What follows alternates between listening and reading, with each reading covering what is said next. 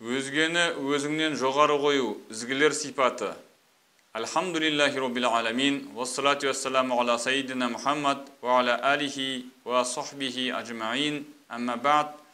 Алла тағалаға сансыз мадақ, ардақты пайғамбарымыз Мұхаммад Мұстафаға, оның отбасы мен барлық сахабаларына салауаттар мен сәлемдер болсын.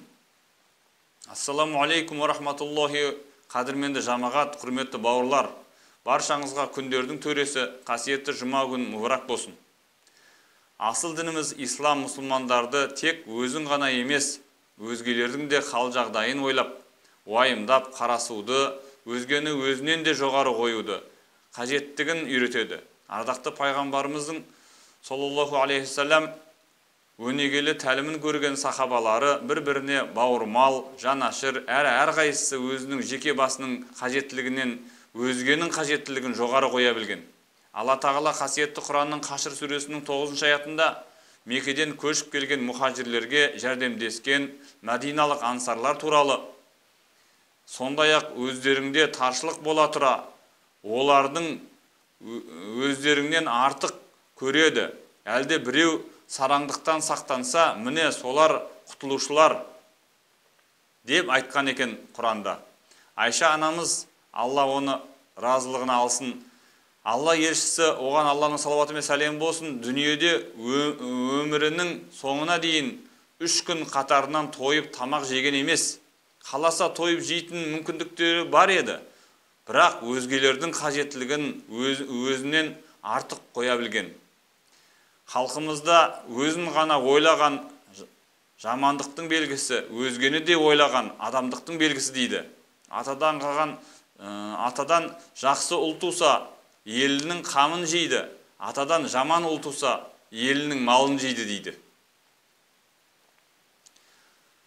Осы нақыл сөздер адам баласына өзінің жеке басының қамын емес, өзгенің де қамын жеу арқылы үнемі соны уайымдап жүруді айтады. Ғылымда өз қажетінен басқалардың мұқтаждығын артық көруді альтуризм деп айтады. Оның анонимі эгоизм. Эгоист деп өзінің қара басынан басқа ештеңені ойламайтын адамды айтады. Өзгені өзінен жоғары қойып, адамдардың жағдайы туралы қам жеу, уайымдау, оларға пайда келтірудің түрлі көріністері бар. Олардың кейбіріне тоқталатын болсақ, бірінші өзгелер үшін дұға ету. Өзге адамның жағдайын өзінен артық қоятын ізгі адам әркез өзгелер үшін дұға етіп, оларға Алла тағаладан жақсылық пенен береке тілейді. Алла тағала қасиетті Құранның Мұхаммад сүресінің 19-шы аятында «Вастағфир ли занбика валил муъминина вал муъминат» дейді. Күнәларыңның кешірілуін тіле, әрі мұъмин ерлер менен мұъмин әйелдерге де күнәлары үшін жарылқау тіле деп айтқан. Бұл аяттарда Алла тағала елшісіне, оған Алланың салауаты мен сәлем болсын, өзі әрі басқа да мұъминдер үшін дұға етуін бұйырған. Ардақты пайғамбарымыз, оған Алланың салауаты мен сәлемі болсын, өзінің мүбәрак хадисінде мұсылманның бауырының сыртынан өзі жоқта жасаған дұғасы қабыл. Өйткені оның басының жанында өкілетті періште тұрады. Ол бауырына жақсылық дұға тілеген сайын өкілетті періште әмин, саған да сол айтқаныңның нәсіп болсын деп айтады екен. Бұл имам Муслимде келген хадис. Демек періштелердің адам баласы үшін дұға етуіне себепші болатын істердің бірі, адам өзі үшін тілеген әрбір жақсылықты өзгелер үшін де тілеу. Ардақты пайғамбарымыз, оған Алланың салауаты мен сәлемі болсын, тәрбиесін көрген саңлақ сахабалардың бірі Абу Дарда, Алла оған разы болсын, мен дұғамды 70 бауырымның есімін атап тілек тілеймін депті. Көптеген ізгі адамдар түнгі намазға тұрып дұға жасағанда жандарында бауырларының есімі жазылған арнайы парақшалар болады екен. Бізде өзгелерге тілекші жанашыр болып жасайтын дұғаларымызда өзге де бауырларымыз бенен жақындарымыз үшін жақсылық тілеуіміз қажет. Екінші, өзі мұқтаж бола тұра өзгеге қол ұшын беру. Өзі мұқтаж бола тұра қолындағы бар дүниесі менен өзге адамдарменен бөлісу нағыз бауырмалдықтың, шынайы достықтың көрінісі. Ислам ғұламалары жомарттықта бірнеше сатыларға бөледі. Бірінші, сахауат, мал мүліктің бір бөлігін беру арқылы жасаған жомарттық. Бұл жомарттықтың ең төменгі дәрежесі ретінде қабылданады.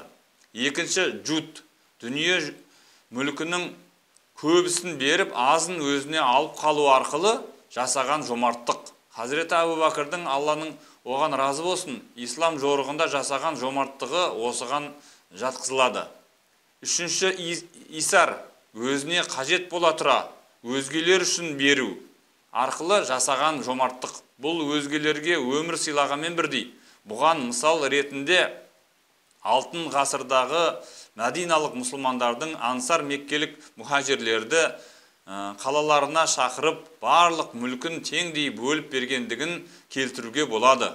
Бұрынғы өткен ізгі адамдардың тарихында жомарттықтың бұл түріне мысалдар өте көп. Мысалы, Хазіреті Омар, Алла оған разы болсын, сырқаттанып жатқан уақытында ұлы Ибн Омарға, мүминдердің анасы Айшаға, Алла оған разы болсын, барып, Омар Ибн Хаттаб саған сәлем айтып жатыр.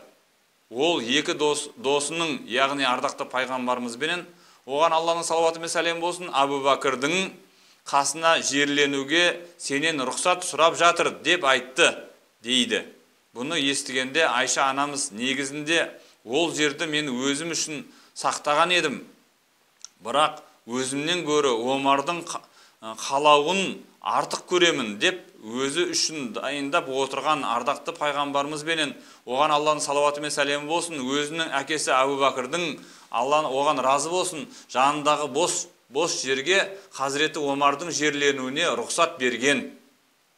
Өзі мұқтаж бола тұра қолындағысын өзге біреу ардақты пайғамбарымыздың, оған Алланың салауаты мен сәлемі болсын, көрсеткен көркем өнегелері.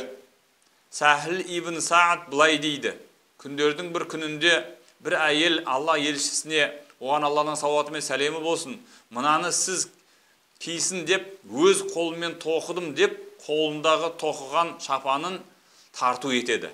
Ардақты пайғамбарымызға, оған Алланың салауаты мен сәлемі болсын, шапан қажет болғандықтан сыйлықтан бас тарта алмайды. Екі жаһан сардары әлгі шапанды белінен төмен орап біздің алдымызға киіп шыққанда арамыздан біреу: қандай әдемі, мынаны маған сыйлаңызшы, дейді. Алла елшісі, оған Алланың салауаты мен сәлемі болсын, ешқандай сөзге келмей жарайды, дейді де, жамағатпен бірге біраз отырған соң үйіне кіріп, шапанын бүктеп әлгі кісіге беріп жібереді. Сонда ардақты пайғамбарымыздың шапанына, оған Алланың салауаты мен сәлемі болсын, қолқа салған әлгі адамның бұл әрекетін ерсі көрген көпшілік оған: сен дұрыс істемедің. Пайғамбарымыз, оған Алланың салауаты мен сәлемі болсын, бұны өзіне қажет болған соң алып киіп еді.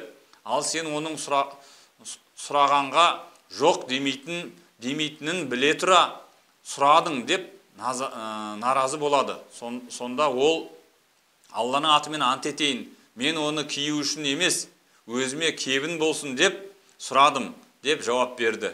Әлгі адам дүниеден өткен уақытта шынымен де ол шапан оған кебін болған екен. Имам Бұхарида келген хадис. Адам баласы көбіне өзімшіл болғандықтан табиғатымызға салсақ, алдыменен өзіміздің жағдайымызды ойлайтынымыз ақиқат. Алайда Алла Тағаланы танып, оны разылығын көздеген адам өзінен гөрі өзгені көбірек ойлап тұрады. Осы ісі арқылы пенде жаратушысының разылығына кенеледі. Айша анамыз, Алла оған разы болсын, мынадай керемет оқиғаны жеткізеді. бірде маған қолына 2 қызын көтеріп бір кедей әйел кірді. Мен оған 3 құрма бердім.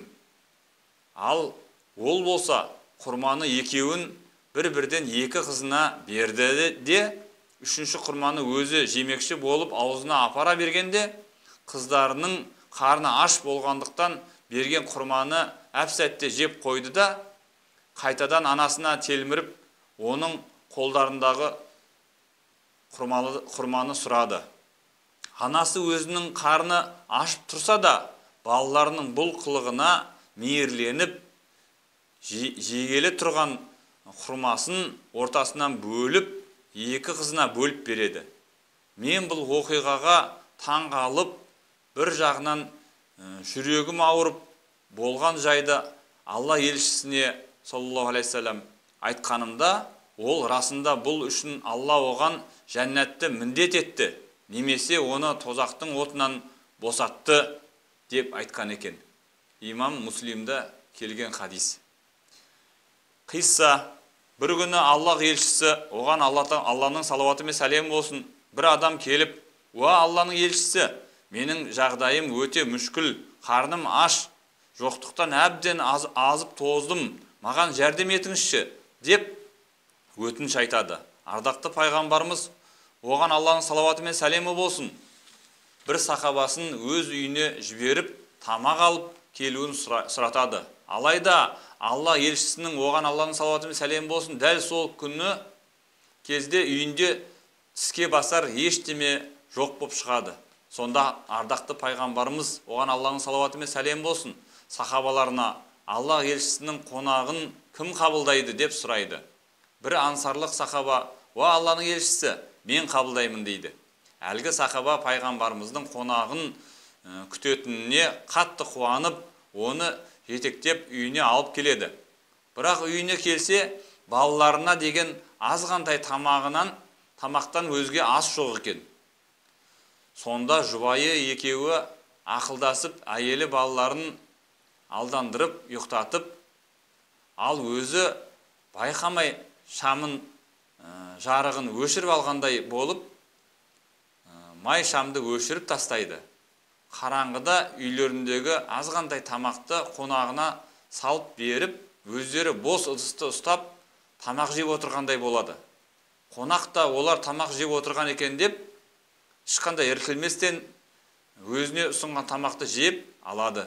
Ертеңінде үй иесі қонағын ертіп таң намазына барған уақытында, оның алдынан Алла елшісі шығып, саллаллаху алейхи вассалам, күлімдеп қарсы алады. Алла тағала сенің отбасыңның бүгін түнде қонақтарыңа көрсеткен құрметіңе риза болды, дейді. Кейбір тәпсірші ғалымдар қасиетті Құранда: "Аузубиллахи минаш-шайтанир-ражим. Ва юсируна аля анфусихим ва лау кана бихим хусасату ва ман юха шухха нафсихи фа улаика хумул муфлихун." Сондай-ақ өздерінде таршылық бола тұра, оларды өздерінен артық көреді. Әлде біреу сараңдықтан сақтанса, міне солар құтылушылар деген Қашыр сүресінде 9-шы аяты. Осы оқиғаға қатысты түсірілгенін айтқан екен. Мінекей, өзінде жоқ бола тұра, басқа біреудің қамын жеп, соларға жасаған игілік істері үшін Алла тағала осындай аятты түсіріп отырған екен. Үшінші, өзгелерге жанашыр болу. Ардақты пайғамбарымыз, оған Алланың салауаты мен сәлемі болсын, бойындағы тағы бір көркем сипаттардың бірі жанашырлық. Жанашыр адам өзге адамның басына қиыншылық, қайғы, қасірет келгенде уайымдап, жүрегі ауырып, бір күш жігерін салып жәрдемдесуге тырысады. Алла тағала қасиетті Құранның Тәубе сүресінің 128-ші аятында: "Астағфирулла لقد جاءكم رسول من أنفسكم عزيز عليه ما عنتم حريص عليكم بالمؤمنين رؤوف رحيم. Сендерге өз араларыңнан сондай бір хақ пайғамбар келеді. Сендердің қандай да бір қиыншылыққа душар болуларың оған ауыр тиеді. Олар сендерге өте ынтызар, мүминдерге сондай жанашыр, өте мейірімді деп айтқан екен.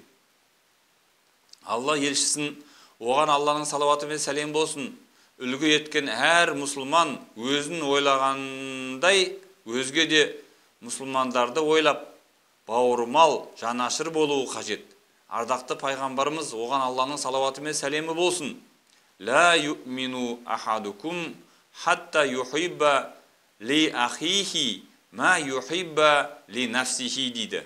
Өзі үшін жақсы көргенін бауыры үшін де жақсы көрмейінше, еш қайсыларың иман келтірген болып саналмайсыңдар деп айтқан екен. Имам Бухарида, Имам Муслимда келген хадис.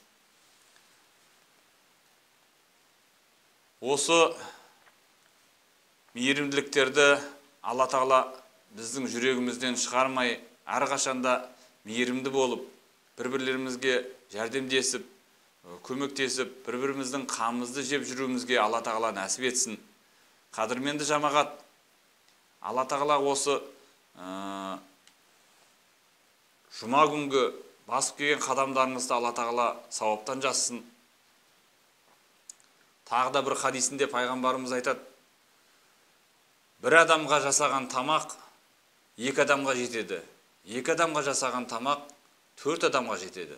Төрт адамға жасаған тамақ 8 адамға жетеді деп, біз бір-бірімізге жасаған жақсылығымызды бір-бірімізбен бөлісіп тұруымызға пайғамбарымыз шақырады. Алла Тағала әрқашанда бір-біріміздің жақсы дұға жасап, жақсылығымызды тілеп, сөйтіп жүретін игілікті жандардан болуымызға нәсіп етсін. Аллахумма салли ала саййидина Мухаммади ва ала али Мухаммади ва саллим. لا إله إلا الله وحده لا شريك له له الملك وله الحمد يحيي ويميت وهو حي لا يموت بيده الخير وهو على كل شيء قدير برحمتك يا أرحم الراحمين. الله أكبر.